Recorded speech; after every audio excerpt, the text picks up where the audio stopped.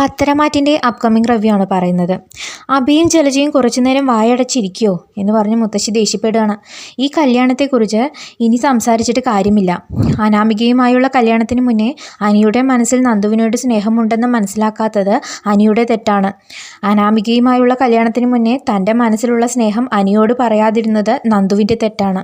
ഇതെല്ലാം അറിഞ്ഞിട്ടും കഷ്ടമായാലും ഇഷ്ടമായാലും ജാനകി സമ്മതിച്ചാലും ഇല്ലെങ്കിലും കുട്ടികളുടെ ഭാവി നന്നായിരിക്കണമെന്ന് ആലോചിച്ച് ഈ വീട്ടിലെ മുതിർന്നവർ മുന്നിൽ നിന്ന് അവരുടെ കല്യാണം നടത്തി കൊടുത്തിരിക്കണം.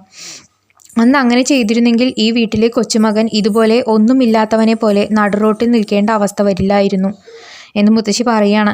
ഇതൊക്കെ കേൾക്കുന്ന സമയത്ത് നയനിക്ക് സങ്കടമാകുന്നുണ്ട്. കാരണം അനിയുടെയും നന്ദുവിൻ്റെയും സ്നേഹം ആദ്യം തിരിച്ചറിഞ്ഞതും അത് പരസ്പരം പറയാൻ വിടാതെ അവരെ മറച്ചു വെച്ചതും ആദർശിൽ നിന്നും വീട്ടുകാരിൽ നിന്നും ഈ സത്യമൊക്കെ മറച്ചു വെച്ചതും നയനയാണല്ലോ. അതുകൊണ്ട് തന്നെ മുത്തശ്ശി ഈ പറയുന്നത് തന്നെയാണെന്ന് നയനയ്ക്ക് മനസ്സിലാകുന്നുണ്ട്. ഇതെല്ലാം കേട്ടുകൊണ്ടിരുന്ന ജാനകി പെട്ടെന്ന് എഴുന്നേറ്റ് നയനയ്ക്ക് നേരെ പോവുകയാണ്. ചോദിക്കുന്നുണ്ട്, മതിയായോ? നിനക്കിപ്പോൾ സന്തോഷമായോ? എനിക്കിഷ്ടമില്ലെന്നറിഞ്ഞിട്ടും നീയും ആദർശം ചേർന്ന നന്ദുവിനെ എൻ്റെ മകനെ കൊണ്ട് കെട്ടിപ്പിച്ചില്ലേ? ഇപ്പോൾ നിങ്ങൾ പറഞ്ഞത് തന്നെയല്ലേ നടന്നത്? നിങ്ങൾ എന്നെ വഞ്ചിച്ചു. എൻ്റെ ഒരേ ഒരു മകൻ, അവൻ എന്നെ വിട്ടു പോയില്ലേ? അതിന് നിങ്ങൾ എന്ത് സമാധാനമാണ് പറയുക എന്ന് ജാനകി കരഞ്ഞുകൊണ്ട് പറയുകയാണ്. അപ്പോൾ ജലജ പറയുന്നുണ്ട്, ഇനി എന്ത് ചെയ്യാനാ ജാനകി? എല്ലാവരെയും കരയിപ്പിച്ചിട്ട് മാറി നിന്ന് സന്തോഷിക്കുകയാണ് ഇവൾ. ആദർശിനെ സാരിത്തുമ്പിലാക്കിയിട്ട് എന്ത് വേണമെങ്കിലും അനുസരിപ്പിക്കുന്ന പോലെ ആക്കി വെച്ചിരിക്കുകയാണ്. ഇപ്പോൾ അനി നന്ദുവിനെ കല്യാണം കഴിച്ചിട്ട് പോയിട്ടുണ്ട്. അനിയെ ഭാര്യ എന്ത് പറഞ്ഞാലും അനുസരിപ്പിക്കുന്ന ഭർത്താവിനെ പോലെ ആക്കി മാറ്റും അവൾ. നിൻ്റെ ഒരേ ഒരു മകൻ ഒരിക്കലും നിൻ്റെ അടുത്ത് വരാത്തതുപോലെ ആക്കും ഇവറ്റകൾ എന്ന് പറയുകയാണ്. ഇതൊക്കെ കേട്ടിട്ട് ദേഷ്യം സഹിക്കാത്ത ദേവയാനി ജലജയെ എന്ന് പറഞ്ഞിട്ട് എണീക്കുകയാണ്. ഇതൊക്കെ നന്നായി അറിയുന്നുണ്ടല്ലോ നിനക്ക്. പിന്നെന്താ നീ നിൻ്റെ ഭർത്താവിനെ സാരിത്തുമ്പിലാക്കിയില്ല? ഞങ്ങളുടെ വീട്ടിൽ എന്തിനാ വന്നിരിക്കുന്നത്? എൻ്റെ മകനെ സാരിത്തുമ്പിൽ കെട്ടിയിട്ട് എൻ്റെ മരുമകൾ എന്താ നേടിയത്? അനിയെ വിവാഹം ചെയ്തു പോയ നന്ദു എന്താ നേടിയത്? എല്ലാവരും ജാനകിയെയും അജയനെയും ആശ്വസിപ്പിക്കാനാണ് നോക്കുന്നത്. എന്നാൽ നീയോ എരുതിയിൽ എണ്ണയൊഴിക്കാനല്ലേ നോക്കുന്നത്? ഇന്നുണ്ടായ സംഭവത്തിൽ നന്ദുവോ നയനയോ കനകയോ തെറ്റുകാരല്ല എന്ന് ഇവിടെയുള്ളവർക്ക് എല്ലാവർക്കും അറിയാം. നന്ദുവിൻ്റെ കഴുത്തിൽ താലി കെട്ടാൻ ആ കുടുംബത്തിലുള്ളവരാരും പറഞ്ഞിട്ടില്ല. അവൻ്റെ മനസ്സറിയാവുന്ന അവൻ്റെ ഏട്ടനാണ് പറഞ്ഞത്. അതും എല്ലാവർക്കും അറിയാം. നീ എപ്പോഴും ഈ വീട്ടിലൊരു പ്രശ്നമുണ്ടായാൽ ഇവിടെയുള്ളവർക്ക് ആശ്വാസം നൽകുകയല്ല ചെയ്യുന്നത്, മറിച്ച് ഇവരുടെ മനസ്സിൽ വിഷം നിറയ്ക്കാനാണ് നോക്കുന്നത്. പെൺകുട്ടികളെന്ന് പറഞ്ഞാൽ ജനിച്ച വീട്ടിൽ സന്തോഷം നിറയ്ക്കാനാണ് നോക്കേണ്ടത്. പക്ഷെ നീ ഞങ്ങളുടെ വീട്ടിലത്തെ അംഗമല്ലല്ലോ, പഞ്ചപരദേശിയല്ലേ. അതിൻ്റേതായ ഒതുക്കത്തിൽ വേണം നീ ഇരിക്കാൻ എന്ന് ദേവയാനി പറയുകയാണ്. കേൾക്കുന്ന സമയത്ത് സങ്കടം വന്നിട്ട് ജലജ മുത്തശ്ശിനെയും നോക്കിയിട്ട് പറയുകയാണ്, അമ്മ അച്ഛാ നിങ്ങൾ കേട്ടില്ലേ ദേവയാനി പറഞ്ഞത് എന്ന് പറയുക. മുത്തശ്ശി പറയുന്നുണ്ട്, ആരാടി നിൻ്റെ അമ്മയും അച്ഛനും?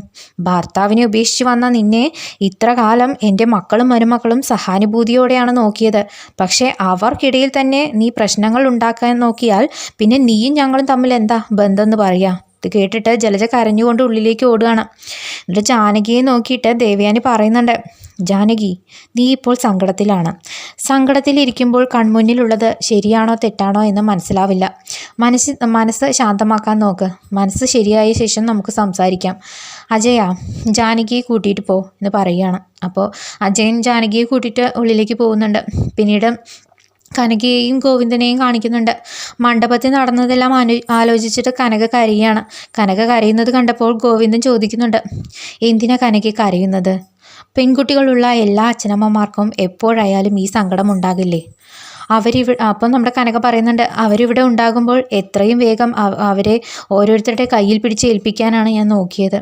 പക്ഷേ ഇപ്പോൾ അവരെല്ലാം നമ്മളെ വിട്ടു പോയില്ലേ? സഹിക്കാനാകുന്നില്ല ഗോവിന്ദേട്ടാ, ഒറ്റയ്ക്കായ പോലെ തോന്നുകയാണ് എന്ന് പറയുക. അപ്പോൾ ഗോവിന്ദൻ പറയുന്നുണ്ട്, അവർ ജനിക്കുന്നതിന് മുന്നേ തനിക്ക് ഞാനായിരുന്നില്ലേ തുണയുണ്ടായിരുന്നത്? ഇനിയും ഞാൻ തൻ്റെ കൂടെ തന്നെ ഉണ്ടാകും.